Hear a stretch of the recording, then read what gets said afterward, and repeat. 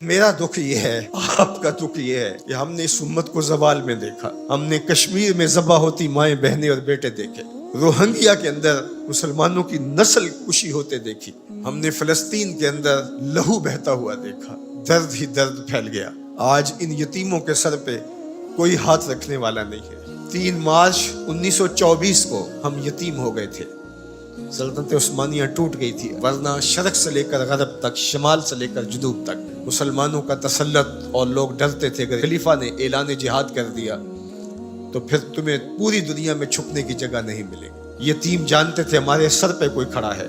بیوائیں اپنے آپ کو بے آسرا نہیں سمجھتی تھی. بوڑھے سمجھتے تھے کہ ہمارا آسرا یہ لاٹھی ہی نہیں، اس دنیا میں بیٹھا ہوا خلیفہ بھی ہے. لیکن پھر دنیا کے 3 بر اعظموں پہ پھیلی ہوئی سلطنت صرف دنیا کے 3% حصے پہ سمٹ گئی، اور آج 56-57 اسلامی ملکوں کے اندر ہم تقسیم ہیں، اور اس تقسیم کا نتیجہ ہماری ہوا اکھڑ گئی. خلافت کی مرکزیت ہمارے پاس موجود نہ رہی. خلافت سے تصور لے کے یورپ نے اپنی صف بندی کی، اور یہ کتنے ملک جڑ کر کے ایک یونین بناتے ہیں اور ہماری وحدت کے ٹکڑے ٹکڑے کر دیتے ہیں. دیکھ مسجد میں شکست رشتہ تسبیح شہر، اور بت کدے میں برہمن کی پختہ زناری بھی دے. کافروں کی مسلم آئینی کا بھی نظارہ کر، اور مسلموں کی مسلم آزاری بھی دے. چاک کر دی ترک نادان خلافت کی کعبہ، سادگی مسلم کی دیکھ اوروں کی عیاری بھی دیکھ. آج وہ ہدف حاصل کر چکے ہیں. آج فلسطین کے اندر قیامت ٹوٹی ہوئی ہے. دنیا کا میڈیا خاموش ہے.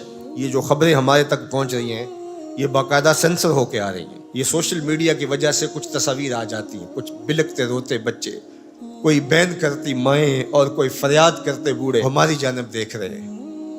ہماری جانب کیوں دیکھ رہے ہو؟ ہم تمہاری مدد کو نہیں پہنچنے والے.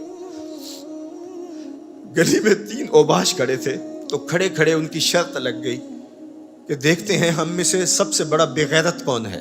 تو یہ ثابت کرنے کے لیے گلی میں ایک بوڑھی خاتون آ رہی تھی جس کے ہاتھ میں ڈنڈا تھا، اور اس کو ٹیک ٹیک کے چل رہی تھی. ایک اوباش آگے بڑھا اور اس بوڑھی خاتون کے بڑھاپے کا لحاظ کیے بغیر اس کو دھکا دے دیا. وہ گر گئی. بہت بڑی بے غیرتی کا اس نے ثبوت فراہم کر دیا. لیکن دوسرا آگے بڑھا اور اس نے اس گری ہوئی بوڑھی خاتون کے اوپر ڈنڈے برسانے شروع کر دیے. اب تیسرے کی باری تھی، لیکن وہ ساکت کھڑا تھا، اور وہ بوڑھی خاتون تھوڑا سا سنبھلی اور اس نوجوان کو کہتی ہے تو سب سے بڑا بے غیرت ہے. تو ان 2 نوجوانوں نے پوچھا کہ کارنامے تو ہم نے سر انجام دیے، اور سب سے بڑے بے غیرت کی ڈگری تم لے گئے ہو، اور یہ بھی تمہیں کہہ رہی ہے. کہا تم نہیں جانتے یہ خاتون میری ماں لگتی ہے. آج اسرائیل نے ان کو مارا. برطانیہ کا وزیر اعظم جنگی جہاز کے اوپر بیٹھ کے ان گرے ہوئے مفلوک الحال لوگوں پر بم برسانے کے لیے خود پہنچا. لیکن وہ کہہ رہے امت مسلمہ تم بے غیرت ہو. ہم تمہاری مائیں لگتی ہیں، ہم تمہاری بہنیں لگتی ہیں.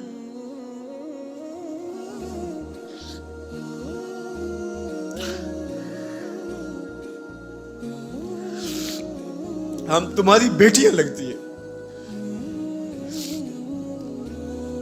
ایک یہودی ایک پردہ دار خاتون کے اوپر شراب پھینکتا ہے اور باقی آوازیں کستے ہیں، لیکن وہ دیکھ رہی ہے ایڑیاں اٹھا اٹھا کے امت مسلمہ کی طرف. تمہاری مدد کو میری بہنوں کوئی پہنچنے والا نہیں ہے. یہ 56-57 اسلامی ملکوں کی فوجیں کرتب دکھانے کے لیے ہیں. ہمارے میزائل سسٹم، ہمارے اسلحہ جات، ہمارے ٹینک، ہماری توپیں، ہمارا ایٹم بم تمہارے کام نہیں آئے گا. تمہیں مرنا پڑے گا، سسک سسک کے مرنا پڑے گا. یہ امت تمہاری مدد نہیں پہنچے گی. 40 ملکوں کی مشترکہ فوج بھی تمہاری مدد کو نہیں پہنچے گی. حرم سے بھی کوئی آواز نہیں اٹھے گی، نہ عجم سے کوئی آواز اٹھے گی. آج امت مسلمہ ایک تن مردہ ہے. OIC مردہ گھوڑے کی طرح ہے. بیت المقدس کے ایک کونے کو آگ لگی تھی تو یہ OIC بنی تھی، اور آج پورے فلسطین کو آگ نے اپنی لپیٹ میں لے لیا ہے. وہاں یتیم ہی یتیم فریادیں کر رہے ہیں، وہاں بیواؤں کی سسکیاں ہیں. ہم اس حالت کو کیوں پہنچے؟ اس لیے کہ ہم نے قرآن کو چھوڑ دیا. نہ ہماری عدالت میں قرآن ہے، نہ ہماری معاشرت میں قرآن ہے، نہ ہماری معیشت میں قرآن ہے، نہ ہمارے مقننہ میں قرآن ہے. آج قرآن صرف 2 جلدوں میں بند کر کے ہمارے طاق پہ سجا ہوا ہے. یہ نظام حیات تھا. ہم آج تک اسی برطانوی قانون پر جی رہے ہیں. ہم قرآن کا ضابطہ نہیں لا سکے. 56-57 اسلامی ملک. مجھے بتاؤ آج کسی کو کوئی کہیں سے نکال دے تو دوسرا ملک نیشنلٹی دے دیتا ہے، اس کو شہریت دے دیتا ہے. آج اسلام کو ملک بدل کیا گیا. بتاؤ 56-57 اسلامی ملکوں نے کس نے اس کو شہریت دی ہے؟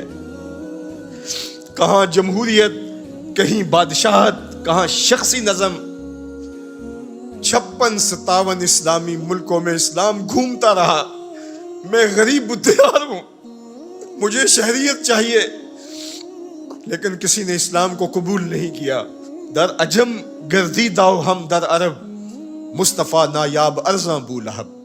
اقبال کہتے ہیں میں عجم میں بھی گھوما ہوں، میں عرب میں بھی گھوما ہوں، مجھے ابو لہب بھی ملا ہے، مجھے حضور کا نظام کہیں نہیں ملا. اج دین نبی دا وانگ یتیماں تے گھر کر تکے کھاوے.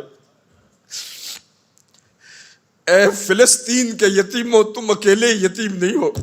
اس وقت اسلام بھی غریب الدیار ہے، اس کا کوئی وطن نہیں ہے. آج اسلام اپنے نظام کے ساتھ کہیں موجود نہیں ہے. اور یہ پستی اور یہ زبوحالی، یہ ذلت، یہ نکبت، یہ رسوائی ہمارا مقدر کیوں نہ ہو. قرآن سے دوری کے نتیجے میں رسوا ہو گئے. ہمارے دردوں کا مداوا قرآن ہی ہے، ہمارے دکھوں کا علاج قرآن ہی ہے. گر تمی خواہی مسلمان زیستن، نیست ممکن جز بقرآن زیستن. اقبال نے کہا اگر تو مسلمان بن کے جینا چاہتا ہے تو قرآن کے بغیر نہیں جی سکتا. اور پھر آگے چل کے کہا فاش می گوئم آن کے در دل مزمرست، این کتاب نیست چیز دیگرست. کہا جو میرے سینے میں پوشیدہ میں کھل کے نہ کہہ دوں، یہ کتاب نہیں کوئی اور ہی شے ہے. یہ زندگی بانٹ دیتی ہے، یہ اٹھا دیتی ہے گری ہوئی قوموں کو. اللہ اکبر. تو ہم نے اس قرآن سے جڑنا ہے.